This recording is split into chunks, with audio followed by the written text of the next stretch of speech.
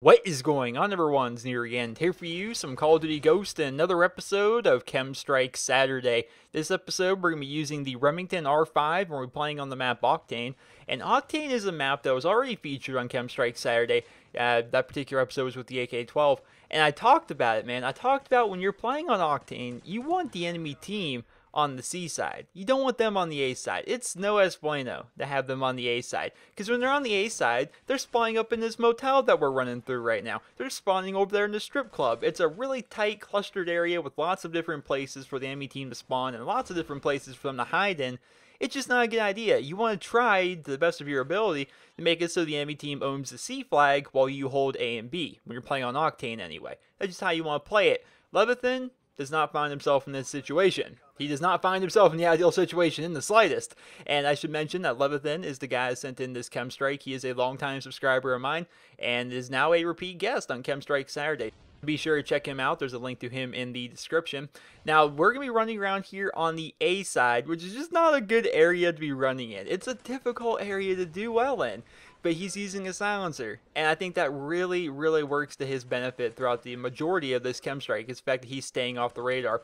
I did a couple custom class tutorial videos, one on assault rifles, one on submachine guns, and both times I recommended a silencer, and both times I recommended dead silence. And I got a couple comments of people wondering, you know, Nero, we don't have to play stealthy every single game. You know, not everyone wants to be a stealth player. Like, well, you're not necessarily being a stealth player. What you're doing is you're staying off the minimap. In Call of Duty Ghost, a silencer is borderline overpowered. Because this game, in my opinion, is kind of broken in the sense that there's no UAV. You need to have multiple people running SATCOMs to get the effect of a UAV. There's no just normal UAV like in every other Call of Duty since going back to Call of Duty 4 that people can call in.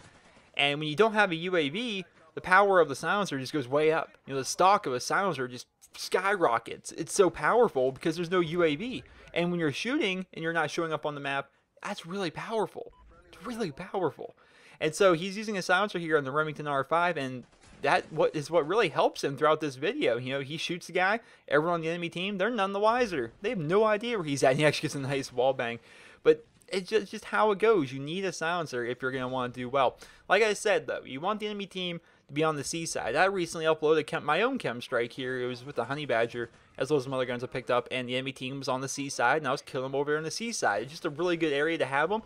But when the enemy team is at A, there's really nothing you can do in terms of trying to make the enemy team not spawn anywhere near A anymore. This is kind of how you have to work it. You kind of got to duck in and out of buildings. You know, you got to pick people off. You can't just run in there and expect to take everybody out. You kind of got to play a little bit passively and just kind of let them come to you. And right here is actually a pretty intense moment. He gets clipped from the side, but thanks to the Oracle that he's calling in, because he's using the support package, he actually goes over there and picks him off, then runs into the strip club here and finds this guy.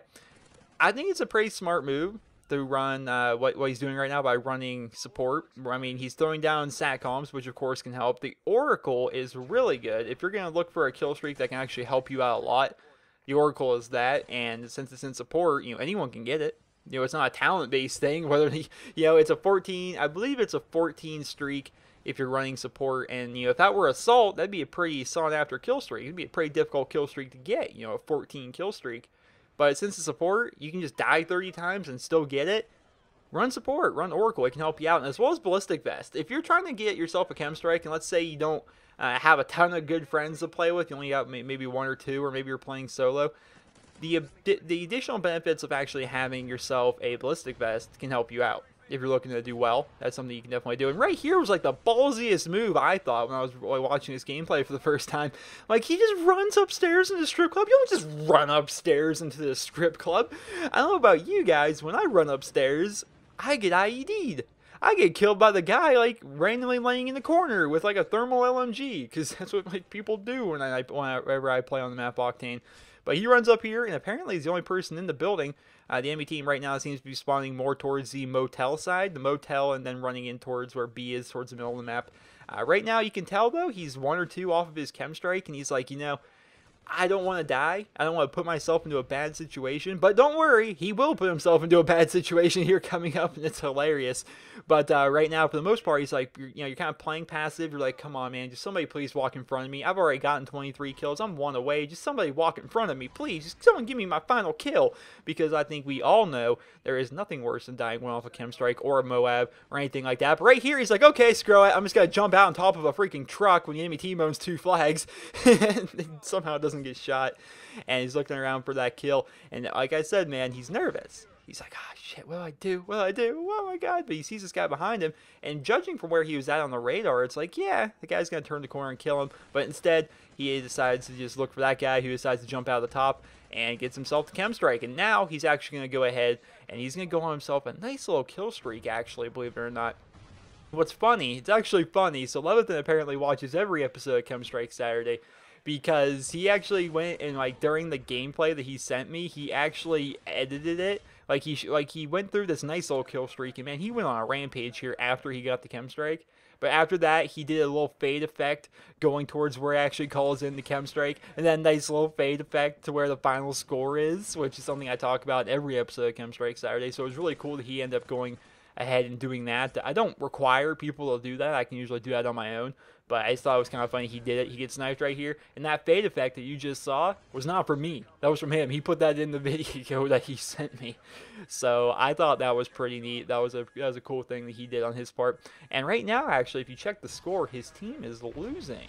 Even though he is 50 kills in and has himself a KEM Strike, and his whole team's getting double XP, they are not helping him out with the flags very much. But he's going to run over here towards the B flag, and he's going to go in there and he's going to capture it. And then we're going to skip ahead towards the actual final part of the gameplay, and his team is actually going to come out on top, which is a pretty good thing. So a final score of 63-8.